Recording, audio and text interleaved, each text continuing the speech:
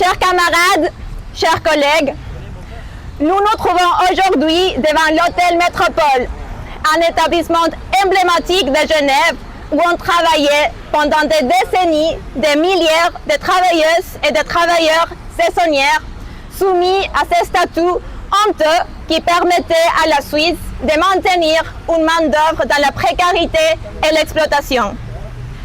Déjà, en 1986, le site dénonçait les conditions de travail des saisonnières dans l'hôtellerie-restauration. On écrivait alors, et je cite, « Quelle contradiction! Tandis qu'on leur apprend leurs vertus de l'accueil professionnel, les employés de l'hôtellerie et de la restauration voient leur propre aspiration à être simplement traités correctement, accueillis avec mépris, voire violence.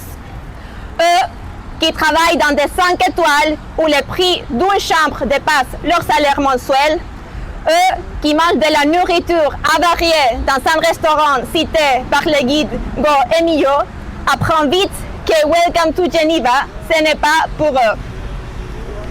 40 ans plus tard, cette réalité n'a malheureusement pas entièrement disparu.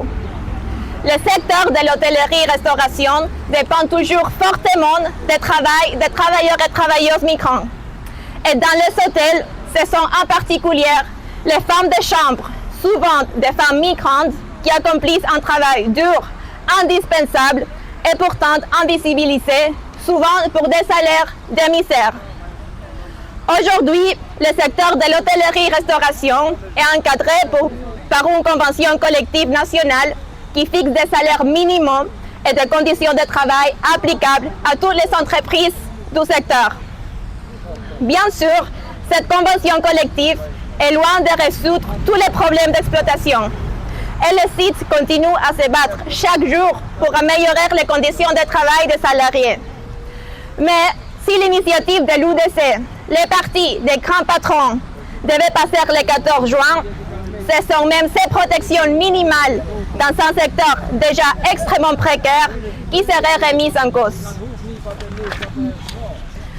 En s'attaquant aux mesures d'accompagnement des accords bilatéraux avec l'Union européenne, l'initiative de l'UDC attaque directement les conditions de travail de toutes celles et ceux qui occupent les emplois les plus précaires, les plus pénibles et les plus exposés à l'exploitation, qu'ils soient suisses ou migrants. Elle s'attaque aux conventions collectives de travail qui garantissent des droits minimaux aux travailleurs. Elle s'attaque au contrôle du marché du travail qui permet aux syndicats de dénoncer les abus et de sanctionner les employeurs tricheurs. Et elle s'attaque aussi au système de contrats type de travail, celle qui protège notamment les travailleuses de l'économie domestique, un secteur majoritairement féminin, largement dépendant du travail des femmes sans statut légal, particulièrement exposées aux abus patronaux. Quand on affaiblit les conventions collectives et les contrats types, ce sont toujours les travailleuses et les travailleurs les plus vulnérables qui payent les prix. Nous nous battons pour davantage de droits. L'initiative de l'UDC, elle, veut retirer aux travailleurs et travailleuses les protections minimales obtenues après des années de lutte syndicale et de mobilisation collective. C'est pourquoi nous le disons clairement et fermement. Nous ne voulons pas venir en arrière.